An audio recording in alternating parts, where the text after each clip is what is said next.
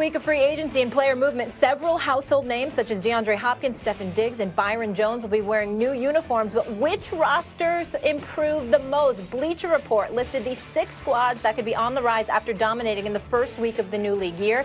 The Miami Dolphins, Cleveland Browns, Las Vegas Raiders, Buffalo Bills, Arizona Cardinals, and Philadelphia Eagles. On that note, we're bringing our guy, Marcus Spears. How we doing, Marcus?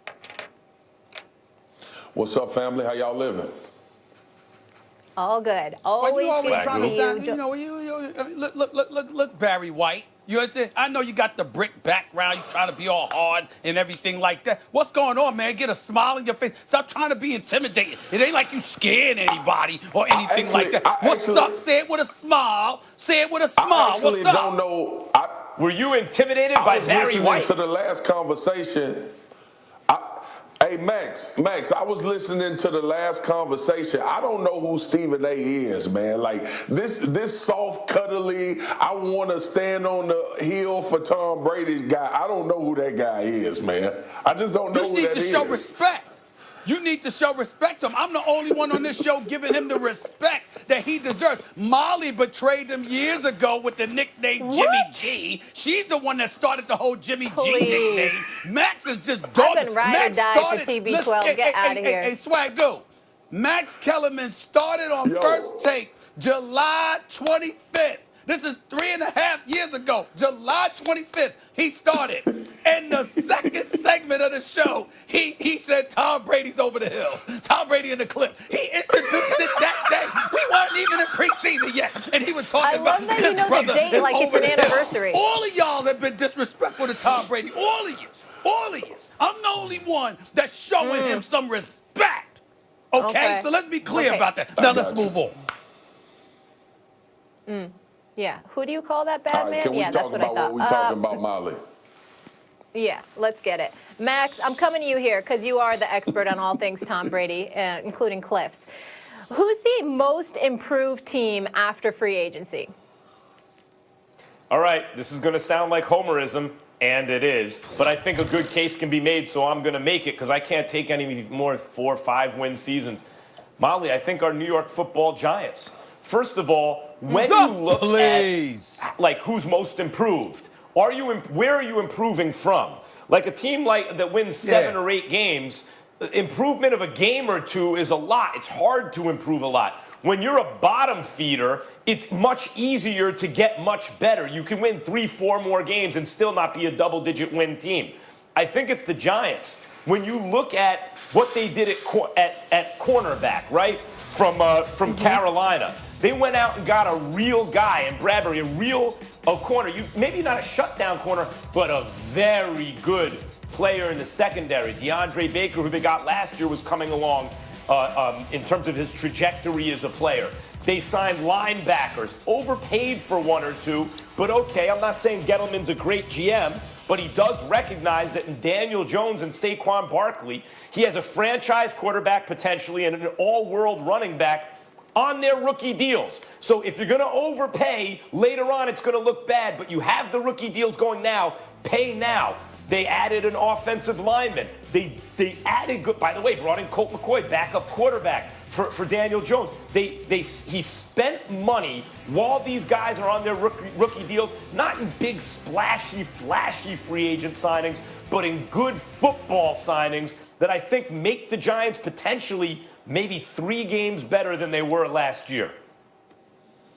I disagree. I'm going to go the route of the Tampa Bay Buccaneers because they got Tom Brady. Yes, I said, oh, by the way, Swagoo, I just want to let you know when you, depending on where you tilt your head with that background, you actually look like you got an afro from time to time. Just want to throw that out there to you. You might like that look. Anyway, back to Tom Brady. I think that when you look at Tom Brady and the Tampa Bay Buccaneers and the fact that this dude is replacing Jameis Winston, who not only threw 30 interceptions last year, although 5,100 yards and 33 touchdowns, but he not only threw 30 interceptions last year, as Dominique Foxworth pointed out earlier with Get Up, there were 9 interceptions that should have been catch, but obviously defenders dropped them. The man could have ended up throwing nearly 40 interceptions. Now you juxtapose that to somebody like Tom Brady, who hasn't thrown more than 14 interceptions in a season in years. And so the fact that you're diminishing that amount of turnovers, you're projecting that that's going to be the case, that's a huge, huge deal, particularly when you consider the fact that their defense finished 8th in efficiency rating.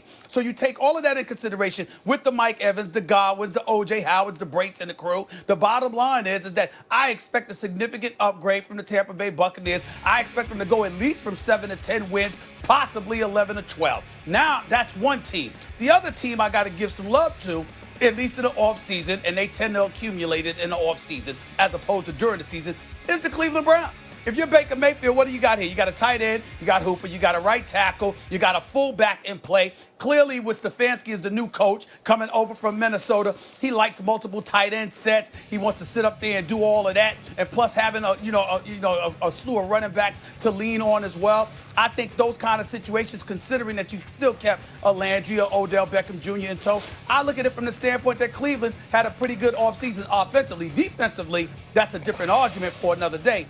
But offensively, in terms of uplift, of helping out Baker Mayfield, I think they did a plus, and I definitely think it was a plus for Tom Brady to end up in Tampa for the Tampa Bay Buccaneers. Golly, man. Jeez, I'm glad I got a little something left. It's the Miami Dolphins. It is the most obvious of the best offseason free agent period. Max, I don't know what the hell you talking about with the New York Giants. And Stephen A., take the obvious. It's an elephant standing in the room. Hey, everybody, it's an elephant in the room. Tom Brady to Tampa Bay. Obviously, that's a big signing. The Miami Dolphins did the most work. The Miami Dolphins signed Byron Jones to line up across the field from Xavier Howard, who is one of the top corners in the league. They signed Kyle Van Noy, the premier pass rusher for the New England Patriots last year. They signed Shaq Lawson from Buffalo, who's another defensive lineman pass rusher. Emmanuel Ogbah, who's a pass rusher. They signed Jordan Howard to put him in the backfield, who's had a lot of success in this league. And oh, by the way, they still have 3 first-round draft picks left. That's been the story of free agency. It's not even close. They signed Karras. They signed Eric Flowers to be the tackle. They did the most work in free agency, but they got it right because they started at the line of scrimmage. And for you guys on First Take, Max and Stephen A., who likes to talk about quarterbacks and wide receivers and how pretty and good and the guys with the gaudy stats, you win games in the line of scrimmage. That's where you have to start. You got to protect your quarterback, and you got to be able to rush the quarterback. It's the Miami Dolphins. Hold on, Max. Hold on, Max. First of all, Swagoo, first of all, you started off your argument devoid of any credibility because you looked at your watch, all right, talking about the time you had to talk, and you don't have a watch on. I noticed it. You don't have a watch. You went to your left, and you're not even wearing a watch, so you got busted, okay? You ain't got no watch on, so what you looking at time for? Like, this is a watch, baby, okay? This is a watch, all right? You don't have a watch on, Swagoo. You don't have a watch on, all right? That's number one. Number two, we can talk about the multitude of moves that Miami Dolphins made, but in the end, you're looking at them and you're still wondering what's going to work. Did they do the most work? Yes. Is it the most effective work? We shall see. Now, I'm rooting for the brother, Chris Greer, by the way. The one minority GM in the National Football League before that brother arrived in Cleveland. So I'm rooting for him, and I'm rooting for Brian Flores, but we don't know yet how effective those moves going to be. Yeah, the other thing, that's why I agree with you about the line of scrimmage, Swagoo. That's, but the Giants addressed that. An offensive tackle. They brought in some pass rushers, even from linebacker position. I get not exactly on the line. But the main thing is when you look at a signing, like you take 2 corners. One's in Dallas with more of a name brand. One's in Carolina flying under the radar. Is Jones really better? It's close. And by the way, the Giants paid less for theirs. I thought Gettleman did a good job. All right, Marcus, you missed the biggest point to your argument. Tom Brady's not in that division either. How about that? And at some point, we got to talk about the Raiders and then bringing in Marcus Mariota. They were 3rd on this list by Bleacher Report. All right, we'll leave it there. I'm home. I can get a watch. Sticking around. I got my watch on, and that means it's time to go to commercial break and pay some